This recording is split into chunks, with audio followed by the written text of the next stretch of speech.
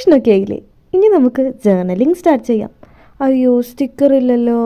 അങ്ങനെ വിചാരിച്ച ആരും ഇനി ജേർണലിംഗ് ചെയ്യാതിരിക്കേണ്ട കേട്ടോ. ഹലോ ഗൈസ്, അപ്പോൾ സ്റ്റിക്കേഴ്സ് എങ്ങനെ ഉണ്ടാക്കുന്നത് നോക്കിയാലോ. നമുക്ക് ഇഷ്ടമുള്ള പിക്ചേഴ്സൊക്കെ ഒരു A4 ഷീറ്റിൽ വരച്ചെടുക്കുക, കളർ ചെയ്യുക.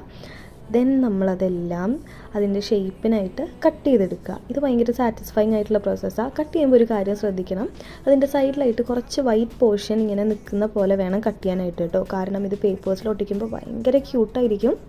പിന്നെ നമ്മൾ ഈ സ്റ്റിക്കേഴ്സൊക്കെ എടുത്ത് ഒരു സ്ട്രെയിറ്റ് ലൈൻ പോലെ വെക്കുക, അതിൻ്റെ മുകളിൽ ക്ലിയർ ടേപ്പ് ഒട്ടിക്കുക. എന്നിട്ട് നമ്മളതെടുത്തിട്ട് ഏതെങ്കിലും പ്ലാസ്റ്റിക് ഷീറ്റിലോ അല്ലെങ്കിൽ നമ്മുടെ കയ്യിൽ കഴിഞ്ഞു പോയ സ്റ്റിക്കേഴ്സിൻ്റെ ഷീറ്റിൻ്റെ മുകളിലോ ഒട്ടിച്ചെടുക്കുക. എന്നിട്ട് നമ്മൾ ജേർണൽ ചെയ്യുമ്പോൾ നമുക്ക് വേണ്ട ഷേപ്പിൽ വേണ്ട സ്റ്റിക്കേഴ്സ് ഇങ്ങനെ മുറിച്ചെടുത്ത് അതിൻ്റെ ബാക്കിലത്തെ പ്ലാസ്റ്റിക് ഷീറ്റൊക്കെ പറിച്ച് കളഞ്ഞിട്ട് ഒട്ടിക്കുക കേട്ടോ. നല്ല ഭംഗിയില്ലേ ഇപ്പോൾ ഇത്. അങ്ങനെ നിങ്ങളെല്ലാവരും ട്രൈ ചെയ്ത് നോക്കുക. വെക്കേഷനൊക്കെ ഇങ്ങനെ ജേർണൽ ചെയ്ത് അടിച്ചു പൊളിക്കുക. ടാറ്റാ.